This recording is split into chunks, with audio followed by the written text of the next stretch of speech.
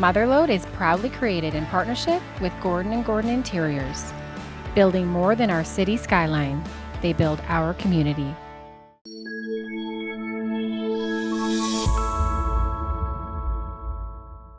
Motherload is a space for honest conversations about the invisible load women carry: motherhood, wellness, resilience, identity, and everything in between.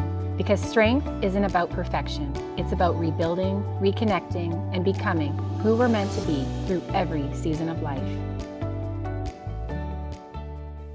Today's guest is somebody who I trust deeply. When I was navigating postpartum changes, hormone struggles, unexplained symptoms, and just really not feeling like myself, Dr. Maria Boorman was one of the first practitioners who truly listened and never stopped looking for answers. Maria is a naturopathic physician with more than 25 years of experience helping patients navigate complex health concerns through a thoughtful, whole person approach. Maria, I am so happy that you're here today. Oh, thank you, Natasha. It's great to be here. Okay, so I have to be honest with you. As you know, we've met so many times, both in person and on the phone. I am stressed, like between work, kids, responsibilities, all of the symptoms. I talk to others and so many are feeling the exact same way. I feel like I'm reactive with my family. I'm irritable when I don't want to be. And my question is, why do you think so many women are feeling overwhelmed right now? Like, are we doing something wrong, or are we taking on more than any generation before? I think it's a difficult time to be a parent in lots of ways. It is information overload. Yeah. Not just social media, but even the advice of everybody around you, and really comparison culture where you're looking at other parents, you're looking at other children. I feel that we really almost have lost some of our natural instinct for how to be parents in the world and look after our children. And that makes it really hard. Saying all that, I think parents are also doing a really great job right now, and that a lot of the worry is unfounded. Your hearts are so big, you're loving your children so much, and you're doing a great job. You know, love is the most important thing. I love that so much. So really what you're saying is we need to do a better job just trusting ourselves and maybe just stopping the scroll. Absolutely. And being gentle with yourself and understanding that every parent has a good day or a bad day. And the most important thing is starting each day fresh and with an open heart and trusting yourself. How do women know the difference between normal life stress and something worth paying attention to? I think that there is a really a fine line between just the normal life, normal life taking its course, and also women dealing with health issues that they need to address. So hormonal imbalances can start really much younger than a lot of women think they do. Yeah. So, and honestly, there's no really easy time in terms of women's hormones. There's some basic tools we should all have to keep our hormones in balance, but honestly, those postpartum times and all those years, there's an ebb and flow of symptoms that women should really be paying attention to. Certainly their menstrual cycle, certainly their sleep patterns, their digestion. As naturopathic doctors, we really look at the full body and try to determine if things are optimal. Okay. Yeah. Saying that, it's hard to find optimal, and that I think that can be also part of sort of the trend towards perfectionism, and we rarely can hit the perfect point in our health and our lives. I think there's a lot of women who are aiming for a certain weight or a certain size or a certain feeling. And what I always say is that if you can get up in the morning with energy, hike up a mountain, come back, do your day, think clearly, then you are the weight you're meant to be. You are living the life you're meant to be living. And really all the little things that can happen that can ruffle you a bit are really just the little things that really look for that big picture, right? Of what you're capable of, what your capacity is, what your resilience looks like, right? How big of a mountain are we talking? Well, not too big, not too big. I love the number of doctors that are out there really doing research on how much exercise is actually healthy for women to be doing. Yeah. So that's a big subject in itself. Totally. But not too high a mountain. Don't want to overkill it. How much of what women think is a hormone problem might actually be a nervous system problem? I don't think there's any illness any functional illness that is not related to our nervous systems. Yeah.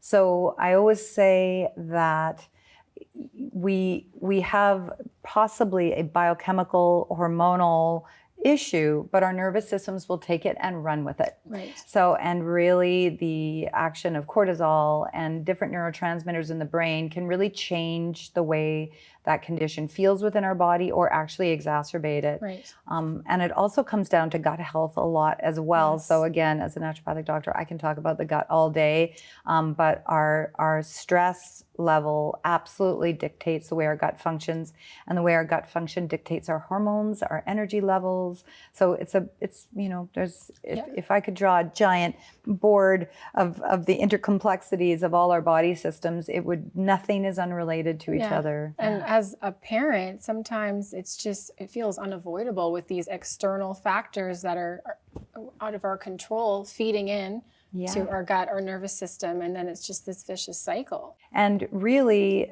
part of it has to be letting go and just doing a little damage control, just taking rest days when you need them, stepping back a bit and going, is there any small thing I can change? Just take a break. Yeah.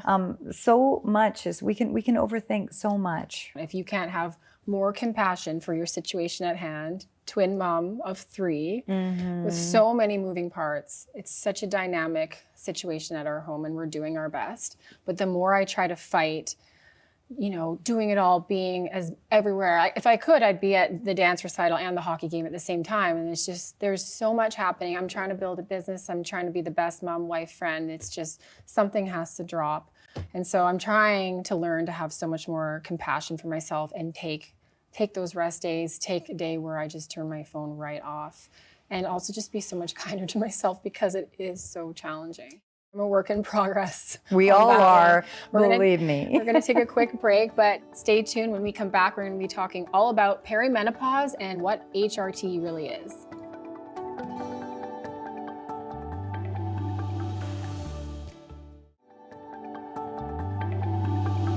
Welcome back. We're here today with my guest, Dr. Maria Boorman, and I am just loving where this conversation is going, but I know so many of my listeners are going to be wanting to tune into this topic.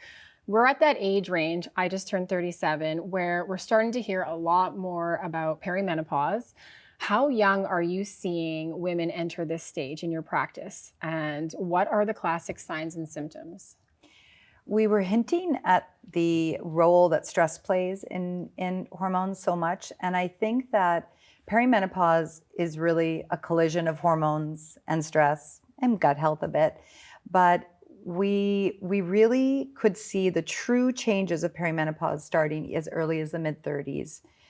That I see come and go in a lot of women though. So for example, when I'm dealing with fertility issues in women, I have women in my practice that will appear to be starting perimenopause early, and by getting stress hormones down and getting exercise in play and digestion in great shape, women can almost reverse that hormonal changes that are happening. Yeah. So while I do believe that we could call women in their mid-30s perimenopausal, I think it's a much less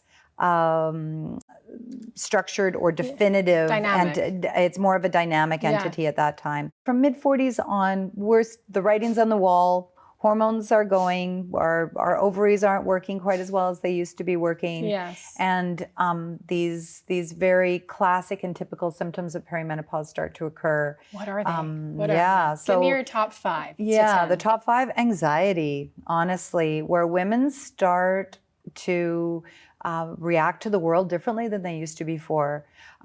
Shorter fuse, a little bit more fragile emotionally, a little bit more anxious. I actually have another line I say a lot, which is that perimenopause is really an almost permanent premenstrual state where the way you felt for maybe a couple of days before your periods becomes the way you feel the most of the time when you really enter perimenopause. Okay. So it's challenging, and I think a lot of women will relate to that. Okay, well, my temperature feels odd. I can be hot and then I can be cold. I don't sleep as well as I used to. My brain, which used to be able to sort through problems quite easily and be quite efficient, is suddenly not problem solving as well. And all of this leads to a shorter fuse, really second guessing yourself and losing some confidence in the way you think and feel. And that's the one that's saddest for me, because Yes. I see these incredible women walking into my practice who really are losing their sense of self. Yes. So that's one of the first questions I ask women in perimenopause is, do you feel like yourself still? Oh. And some women do. Some women have better experiences Yeah. than others, Yeah. and other women really have lost that sense of who they really are, the drive they had, the Yes. sharpness they had. Right. I also have, I think there's a new term being coined, the ADHD of perimenopause, Yes. where even women who have managed ADHD-like symptoms so well throughout their life are suddenly really confronted with a lack of efficiency in their lives, lack of Yes. ability to Yeah. pay close attention to what's happening in their life. And heavier periods or not necessarily? Oh, absolutely. Periods can become closer together. They can be heavier. They can be lighter and get farther apart. A huge variety in the way periods behave during those years. And they can go from one to the other. Okay. So it's just a change, shall we say, Okay. not necessarily one direction or the other, but a change. Okay. And a lot of women listening are probably going to hear those things and think, wait a second, that's me. So for those who don't know, what is HRT? I know you have a different term maybe for it. And is everyone a candidate? Oh, so bioidentical hormone replacement therapy is what I typically say. Hormone replacement therapy used to encapsulate other forms of hormones that were synthetic. Right. Now we are predominantly using just bioidentical hormones, typically estradiol, which is what we see prepared in a lot of gels or patches. So that's a lot of what people get. Most women are being offered progesterone orally and estrogen in transdermal form, and that's for safety reasons. Right. We have exciting news in Canada these days that hormones are now covered by the government. Yes. So incredible, and which really shows a great level of progressiveness out there. But it also does raise an interesting point, which is that some women are not candidates for hormone replacement. And for reasons, whether it's cancer, whether there is a blood clotting risk in the family. So it's very important when you go in to speak to your doctor about hormone replacement that you go carefully through your family history. It used to be, even a year ago, that the list of reasons why not to go on hormones was actually quite long. Those have been knocked off lately. A lot of the old studies that were relied upon to make decisions around hormones have been looked at retrospectively. And we realized that the populations of women they were studying were really not the women we should be studying. Not reflective of today. Which really raises the point of when women should go on hormone replacement. And that is different for each woman as well. Some women's hormones drop out very, very young. And so there are women even in their 30s that end up requiring some progesterone, maybe a little bit of estrogen.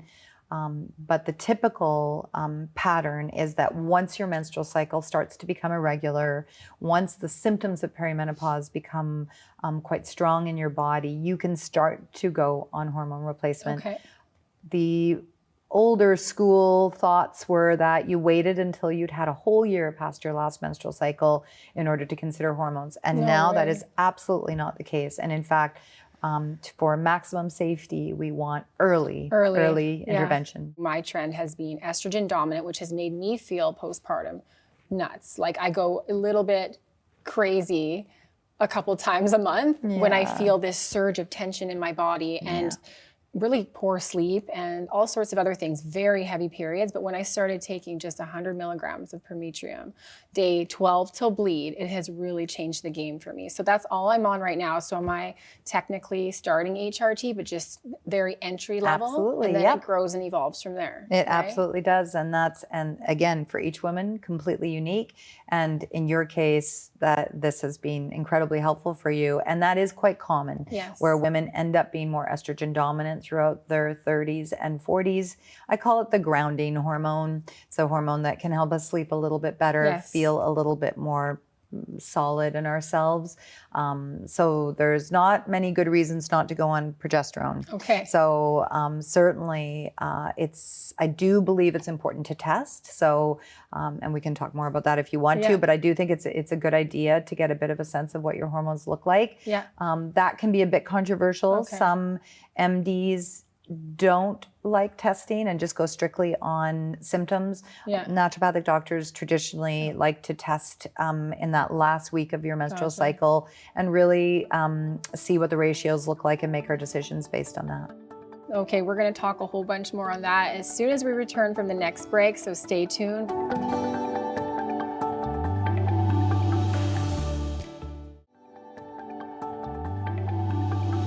Welcome back. I'm here today with my guest, Dr. Maria Boorman. Thanks again for being on the show. We are talking all things hormones, perimenopause, and things like hormone replacement therapy. So you've talked about optimization culture with me and how maybe some women are trying to bypass the season of aging entirely. How do we know the difference between supporting our health and maybe fighting against a natural transition? This is such a good question. And I really do think in some ways we have missed the point a little bit in this inquiry around perimenopause. I think we went from people ignoring entirely that they even went through this period in their life and women feeling really alone and in the dark, to suddenly there being so many quick fixes and hormonal fixes and take this vitamin and take your creatine and biohacking, this test, that test, that and that it's almost given the impression that women don't have to go through perimenopause anymore, that we can just kind of just skip it and just stay either forever young or jump right into the next chapter of our lives. Yes. Unfortunately, we have to go through it. Even if, some women are blessed with an experience that is much easier on them, but most women go through a significant change. And I actually think it's a really fantastic time to learn how to support yourself and to end up stronger on the other side. Yeah. I have often said in practice that I watch all these women in their 40s come in really suffering, and then I'd see the 55-year-old women and be like, wow, these women have got it. And how did that happen, that you could go from that degree of struggle to really feeling strong, resilient, capable, fit? It's a remarkable thing to go from complete hormonal instability to complete stability. Right. So when you hit your true postmenopausal period in your life, you have stable hormones every single day for the first time. No way. And for women in their 30s or 40s, that is almost an unbelievable thought. I didn't know that. And because I am on the other side of that, I can speak to the fact that it is as liberating and as amazing as you would imagine to actually feel that level of stability, to never question where your hormones are going to be the next day. Wow. So that is the beauty. So you have to go through these 4 or 5, 7, 10 years of perimenopause in order to get to a point where you feel that degree of stability. Okay. There's a lot of people online talking right now, especially men, which I find really ironic, talking, really standing up for women and the amount of hormonal change they have in their life. And speaking about the great fortune they have and feeling the same every day. Well, there you go. That's what you get. When you put in the work during perimenopause to really support yourself, you end up stronger on the other side. Okay. It really, I can speak to the fact that it's probably the best health, the best I've felt mentally in my entire life right now. Wow. And that is what I wish for every patient I see and all the women I have in my life. But the important thing is putting the work in. Yes. So you asked about support and how to support women without being a perfectionist. So it's not just about handing someone hormones. It's about understanding the type of movement your body likes, understanding the way you enjoy eating, really knowing yourself, having enough boundaries in your life to actually step back as a woman, almost impossible, I know, and go, oh, this is what I want. This is what feels right in my body, not what my kids need, not what my husband needs, not what my friend's doing, but what feels right for me. And that is critically important. So all the hormones, all the fancy things you could ever imagine doing that we're reading and learning about are really nothing in comparison to actually getting to truly know our bodies and to care for ourselves in that way. That's so encouraging, because I didn't know what you're saying until today. And so that gives me some hope for the future, because I really have been feeling like I've been going through it, and I'm still on the younger end of things. And I think for some listeners who are maybe a little older than me and thinking, like, I really don't feel like myself and my labs look normal, but something still feels off, like, who should they talk to? Yeah. So naturopathic doctors in BC especially have really filled that role really well for a lot of women. And I'm really proud of the role that naturopathic doctors play. But we're not the only ones. There's now so many nurse practitioners taking up the mantle of hormonal care for women. There's a lot of MDs getting much more educated around hormonal care. Yeah. There are functional medical doctors out there. So really, there's a lot of people to reach out to. When you're speaking to some primary care physicians, there's not a lot of training in med school. So, which was really brought to my attention by friends that are MDs, and I really didn't actually know that myself. So knowing that, I think you have to be a little patient, ask questions in the right way, empower your doctor to care for you better by being patient and kind in your questioning. I think because on social media, it is such a given, it's spoken about with so much authority, all the things that women need to do, that we go into our doctors and expect them to be totally up to speed. Yes. And sometimes they're not. And if you work with your doctor or nurse practitioner, they will eventually figure it out and get you there. Okay. If they don't, go see a naturopathic doctor. I love this response. Yeah. I love this response. Yeah. If women only remembered one thing from this conversation, what would you want it to be? Oh, one thing. I think the one and most important thing might be actually hormone replacement therapy can start earlier than they would imagine. Okay. So don't wait to start hormone replacement until a year or two after your periods have stopped. Okay. Get on hormones if you're interested and you're a candidate for them in your perimenopausal years, but your late perimenopausal years. So I do get questions about estrogen early and when people are younger, women are younger, and I think often that's jumping the gun a little bit because we're really moving targets through all these years, but near the end of the perimenopausal journey is the time to ask for hormones. Okay. All right. Yeah. We're going to wrap this up quickly, but I have some rapid fire questions for you. Are you ready? Yes. Okay. Most underrated thing women can do for their health. Oh, diet and nutrition. One supplement you find yourself recommending most often. Magnesium. One symptom that women shouldn't ignore. Oh, abnormal bleeding. Protein or cardio. Protein. One thing you wish every woman knew about perimenopause. Oh, one thing. There's so much to know. I would say that the changes can happen much earlier than they think and to really start looking at it younger. Okay. Yeah. And lastly, what's something women are worrying about too much? Their weight. Okay. All right, Maria, thank you again so much for coming on the show today. This conversation has been so informative, and I know so many women at home are going to take a lot away from it. So thank you for your time and your knowledge. And thank you to Gordon and Gordon Builders for supporting this episode, and to you at home for tuning into Motherload. We'll see you next time.